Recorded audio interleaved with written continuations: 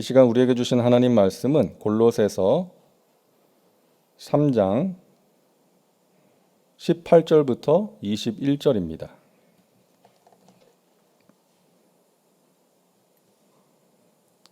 골로새서 3장 18절부터 21절 우리 같이 봉독합니다. 아내들아 남편에게 복종하라. 이는 주 안에서 마땅하니라. 남편들아 아내를 사랑하며 괴롭게 하지 말라. 자녀들아 모든 일에 부모에게 순종하라. 이는 주 안에서 기쁘게 하는 것이니라. 아비들아 너희 자녀를 노엽게 하지 말지니 낙심할까 함이라. 아멘. 주 안에서의 가정생활이라는 제목으로 은혜를 나누고자 합니다. 오래전에 미국에서 있었던 이야기로 오늘 말씀을 시작하려고 하는데요. 이 결혼 생활에 3번이나 실패한 여자가 있었습니다. 남편의 폭행으로 이제 몸과 마음에 심각한 상처를 입은 여자였는데, 이 3번째 이혼을 했을 때 이제 아들의 나이가 13살이었습니다. 이 여인이 이제 자주 술을 마시고 이 아들에게 자주 그랬다는 거예요. 이 세상에 그 누구도 믿어서는 안 된다. 그 누구도 사랑하지 마라. 이 부모의 사랑을 제대로 받지 못하고 이 아들이 성장을 한 것입니다. 머리는 똑똑했는데 공부는 멀리하고 폭력적인 성향을 가지게 됐어요. 그래서 학교에서 싸움을 하고 퇴학을 당합니다. 해병대에 입대를 해서 군생활을 시작했는데 얼마 가지 못해서 사고를 치고 불명예 제대를 합니다. 어느 여인을 만나서 결혼을 했는데 그 가정생활이 원만하지를 못했죠. 이 여자는 돈 안 벌어온다고 남편을 구박하고 하루는 차라리 집을 나가라고 쫓아냅니다. 그 밖으로 나온 이 남자가 밤새도록 술을 마시고 이제 새벽에 집으로 들어가서 자기가 가지고 있던 $78를 아내에게 주면서 제발 나를 좀 사랑해달라고 애원을 합니다. 근데 이 여자는 그 돈을 던져버리면서 우리 헤어지자. 이 남자가 밖으로 뛰쳐나가서 총을 들고 자기가 얼마 전에 취직한 회사 그 창고 건물 꼭대기로 올라갑니다. 1963년 11월 22일 정오에 그 건물 앞을 지나가던 케네디 대통령에게 총을 쏩니다. 이 오스왈드라는 사람의 이야기예요. 미국의 정신의학자 제임스 답슨이라는 사람이 이 사건을 이렇게 분석합니다. 가정의 비극이 우리 사회에 커다란 비극을 초래했다. 사랑받지 못한 어머니와 아들이 저지른 역사적인 비극이었다라고 분석을 했습니다. 여러분 오늘날도 마찬가지 아닙니까? 우리 주위에서 일어나는 여러 가지 사건, 사고들을 보면 가정의 비극으로 시작되는 것이죠. 부모의 사랑을 제대로 받지 못하고 성장한 사람, 또 가정의 불화 속에서 성장한 사람. 이런 가정의 비극이 사회의 비극으로 이어지는 것입니다. 그렇기 때문에 이 가정이 건강해야 교회가, 사회가 건강할 수 있다는 것이죠. 그래서 하나님께서는 우리의 가정에 많은 관심을 가지고 계시고 또 성경을 봐도 우리의 가정 생활에 대한 말씀이 많이 있다는 것입니다. 자, 오늘 골로새서를 통해서 바울은 예수님이 누구신가? 그리고 예수 믿는 사람들이 어떤 삶을 살아야 되는가를 말씀하는데요. 그런 삶을 살아가야 될 구체적인 현장으로 제시하는 것이 바로 가정입니다. 우리 믿는 사람들이 가장 먼저 아름답게 가꾸어야 될 공동체가 가정이라는 거예요. 우리가 가진 신앙을 실천해야 될 가장 중요한 현장이 바로 가정이다. 오늘 본문에 나오는 이 가정생활에 대한 말씀을 보면 좀 어쩌면 당연하고 일반적인 얘기 같이 보입니다. 특별한 게 없어 보여요. 복종하라, 사랑하라, 순종하라, 자녀를 노엽게 하지 말라. 뭐 우리가 당연하게 알고 있는 내용 아닙니까? 근데 여러분 그 당시에는요, 바울 당시에는 이게 파격적인 내용이었어요. 왜냐하면 그 당시에는 이 여자의 인권이 무시당하던 시대였기 때문에 남존 여비 사상이 팽배했던 시대 아닙니까? 숫자를 셀 때 여자와 아이는 아예 세지도 않았어요. 그런 시대에 남자와 여자, 남편과 아내, 그리고 부모와 자녀를 동등한 인격체로 대하고 있는 것입니다. 그렇기 때문에 그 당시에는 이 말씀이 아주 파격적인 말씀이었어요. 그런데 그렇게 할 수 있었던 이유가 무엇입니까? 바울을 비롯한 모든 믿는 사람들이 주 안에 있었기 때문이에요. 주 안에 있는 사람들이었기 때문입니다. 18절 말씀 보세요. 아내들아 남편에게 복종하라. 이는 주 안에서 마땅하니라. 20절 자녀들아 모든 일에 부모에게 순종하라. 이는 주 안에서 기쁘게 하는 것이니라.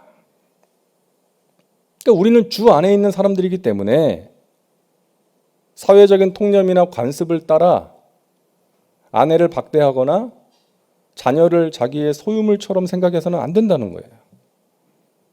세상의 흐름, 세상의 문화를 따라가서는 안 된다. 주 안에 있는 사람들이 믿지 않는 사람들보다 더 부부간에 사랑해야 되고 부모와 자녀 간에 존경과 사랑이 있어야 된다는 것입니다. 왜? 그것이 주님께서 기뻐하시는 주님의 뜻이기 때문에.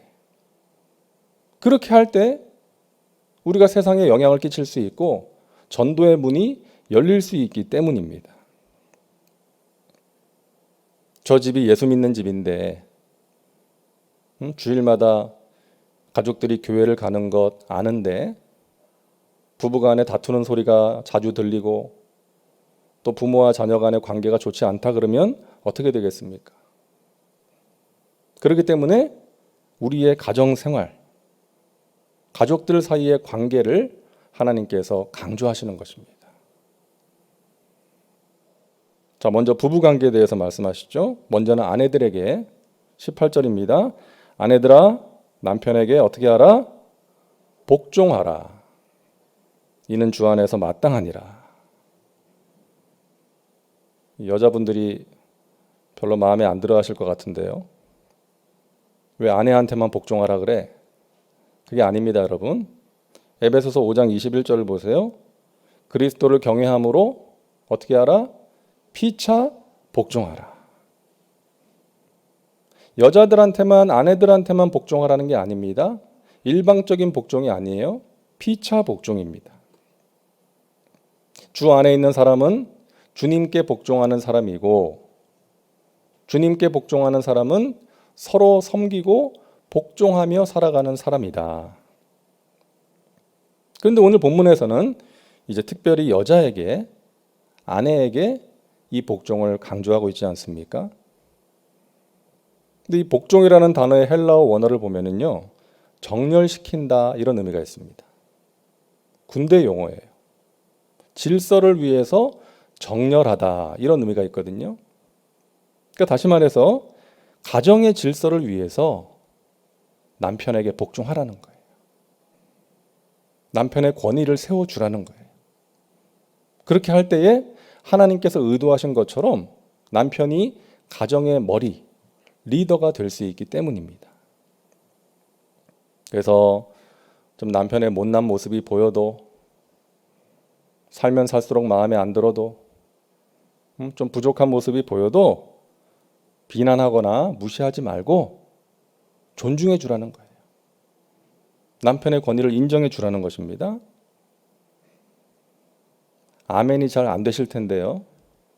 여러분 이것이 하나님의 뜻이라는 거 기억하시기를 바랍니다. 여러분 실천하셔야 돼요.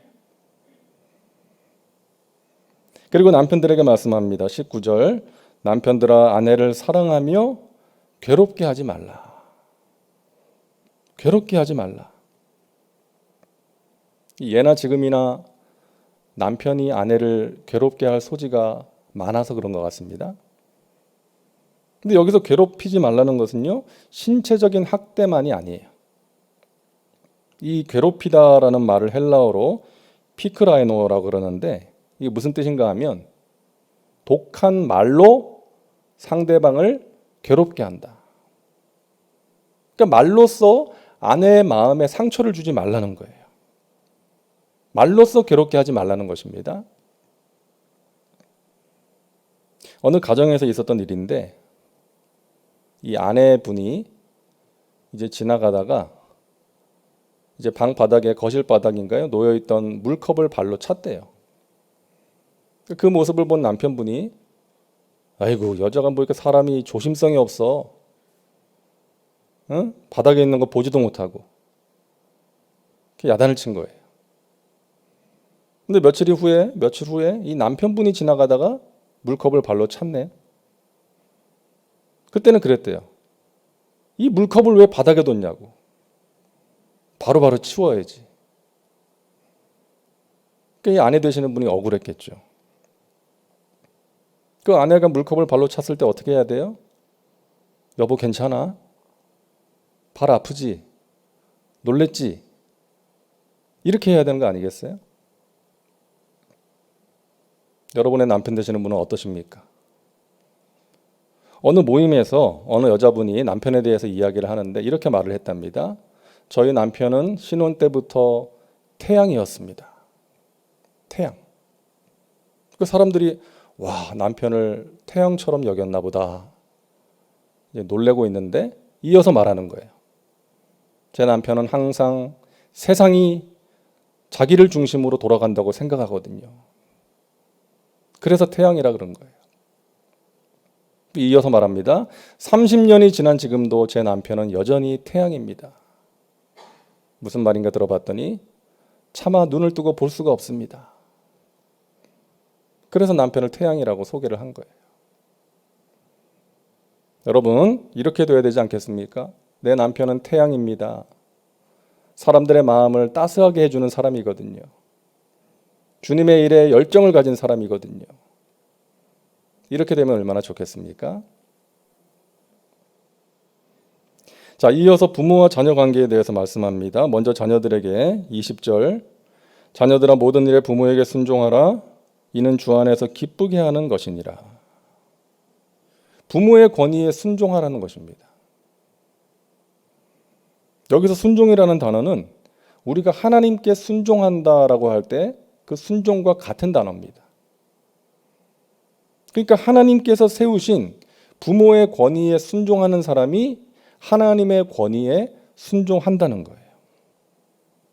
눈에 보이는 부모에게 순종하는 사람이 눈에 보이지 않는 하나님에게 순종할 수 있다는 것입니다.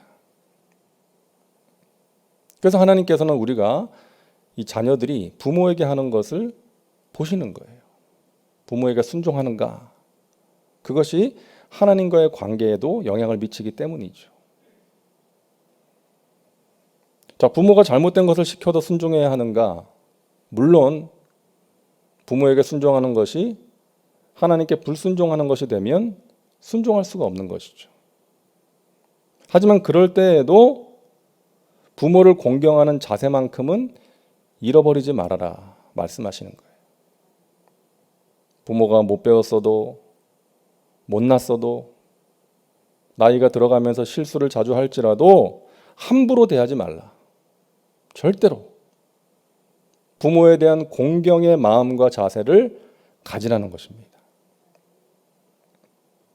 그리고 아비들에게 말씀합니다. 21절 아비들아 너희 자녀를 노엽게 하지 말지니 낙심할까 함이라. 자녀를 노엽게 하지 말아라.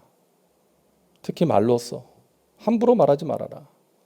감정이 상한다 할지라도 화가 난다 할지라도 자녀들의 마음에 상처를 줄 수 있는 말을 하지 말라고 말씀하시는 거예요. 여러분 죽은 다이아나의 남편이었던 찰스 왕세자,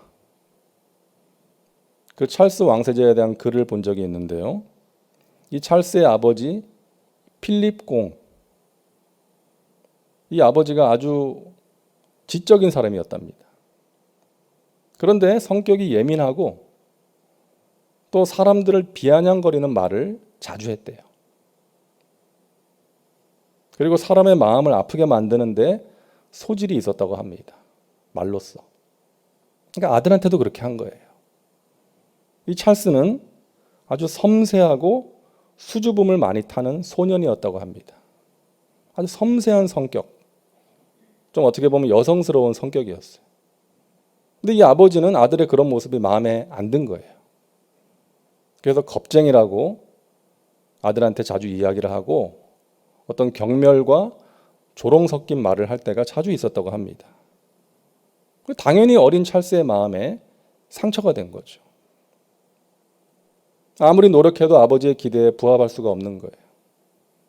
아버지의 방에는 자기 사진은 없고 여동생 앤의 사진만 놓여 있었다고 합니다. 그러니까 아주 권위적인 방식으로 아들을 대한 거예요. 대화도 자주 안 하고 사람을 보내서 어떤 내용을 전달하고. 근데 문제는 어머니도 차가운 성격이었어요. 엘리자베스 2세는 자식을 돌볼 시간이 없는 여왕이었어요. 바쁘게 지냈어요. 그리고 금욕주의적인 사고를 가진 사람이었다고 합니다.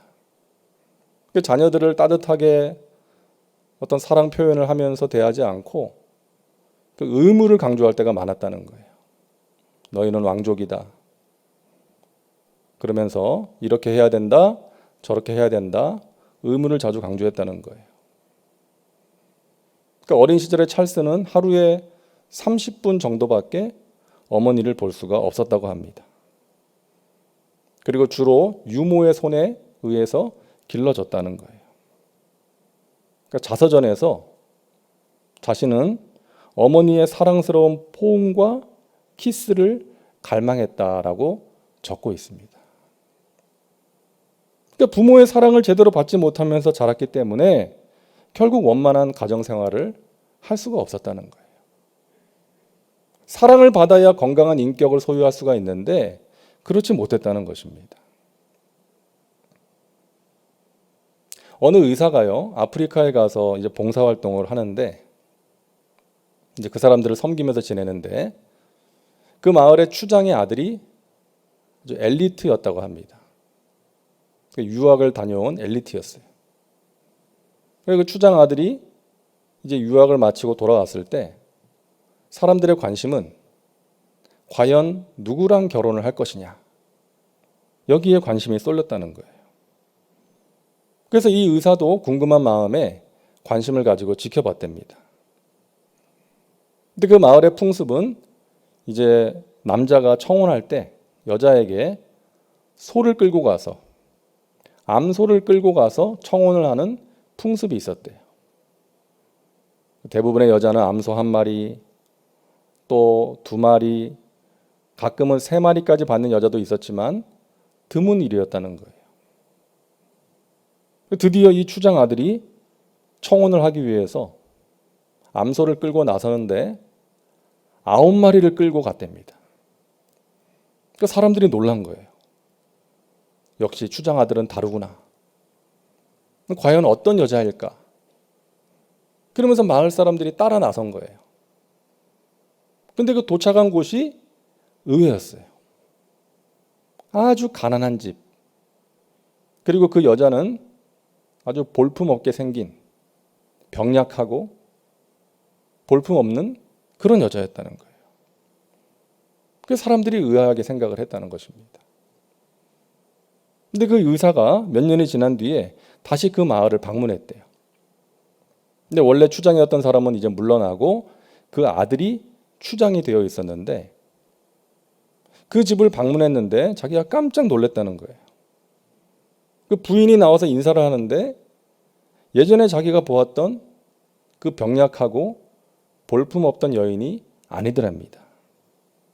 아주 당당하고 아름답고 품이 있고 또 영어도 유창하게 구사하는 그런 여자가 되어 있었다는 거예요. 놀라는 모습을 보고 추장이 말을 했답니다. 사실 그때 암소 한 마리면 충분히 혼인 승낙을 받을 수 있었습니다. 하지만 청혼의 순간에 암소를 몇 마리 받았느냐가 한 여인에게 있어서 평생의 자기 가치를 결정하는 일이라는 것을 저는 알고 있었습니다. 저는 제 아내가 평생 자신의 가치를 암소 한두 마리에 한정하며 사는 것을 원치 않았습니다. 제 아내를 사랑했기 때문이죠. 처음에 아내는 9마리의 암소를 보고 무척 놀라더군요. 그리고 그 후로는 자신의 가치를 9마리 암소에 걸맞게 하기 위해 노력하는 것 같았습니다. 저는 아내에게 공부를 하라거나 외모를 가꾸라는 등의 말을 하지 않았습니다. 다만 지금 그대로의 당신을 사랑한다고 말했죠. 그런데 아내는 점점 더 아름다워지고 멋진 여성이 되어 갔습니다. 사랑하는 여러분, 하나님께서 우리에게 주신 사랑이 있어요. 우리가 하나님으로부터 받은 사랑이 이와 같은 거 아니겠습니까? 물론 비교할 수 없죠. 볼품없고 더러운 죄인인 우리에게 하나님께서 독생자를 주신 거예요. 그 독생자를 통해서 우리의 가치를 알려주신 것입니다. 그 추장 아들이 암소 9마리를 이 여인에게 준 것처럼 하나님께서는 죄인된 우리에게 독생자를 주신 거예요. 그 사랑으로 우리가 구원받고 변화된 거 아닙니까? 그래서 우리는 그런 가치를 가진 사람이라는 거예요.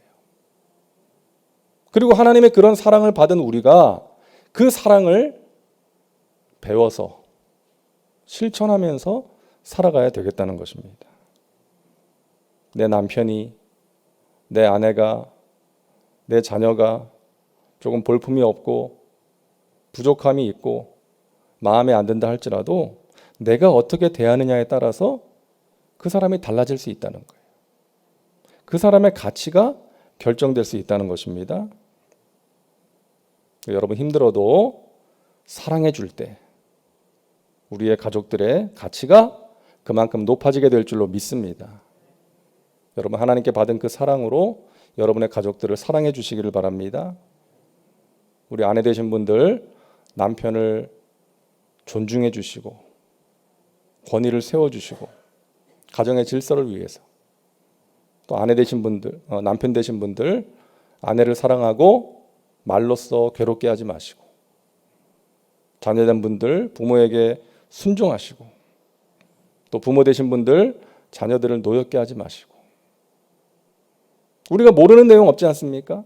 다 아는 내용인데 여러분 실천하시기를 바랍니다. 성령의 도우심으로 여러분 실천하셔서 저와 여러분의 가정이 사랑으로 행복한 복된 가정 되시기를 주님의 이름으로 축원합니다. 기도합니다. 하나님 감사합니다. 오늘도 새벽을 깨워 하나님께 기도하게 하시니 감사합니다. 우리의 가정, 우리의 가족들을 위해서 기도합니다. 우리의 배우자와 자녀들을 위해서 기도합니다. 하나님 우리 가운데 하나님의 그 사랑을 부어주시어서 그 사랑으로 남편을 존경하고 권위를 세워주며 그 사랑으로 아내를 사랑하고 존중하며 그 사랑으로 우리 자녀들을 붙들고 붙들어주고 또 부모에게 순종하는 복된 삶을 살아가게 하여 주옵소서. 우리의 가정이 사랑으로 행복한 가정 되게 하시고 우리의 가족들이 영혼과 육체가 건강하게 하시고 형통의 삶을 살아갈 수 있도록 인도하여 주시옵소서. 육신의 질병으로 고통 중에 있습니다. 아버지 하나님 능력의 손으로 만져 주옵시고 치료의 광선을 비추어 주옵소서. 나사렛 예수 이름으로 명하노니 모든 질병의 세력은 떠나갈지어다. 예수 이름으로 깨끗하게 될지어다. 강건하게 될지어다. 하나님 건강 주시어서 하나님이 주시는 강건함으로 우리의 삶의 자리에서 하나님을 높이고 하나님 맡기신 사명을 힘있게 감당하며 살아가게 하여 주시옵소서. 이 새벽에 기도합니다. 우리의 기도가 하나님의 마음에 맞는 기도 되게 하시고 하늘 문을 여는 기도가 되게 하여 주시옵소서. 예수님의 이름으로 기도하옵나이다. 아멘.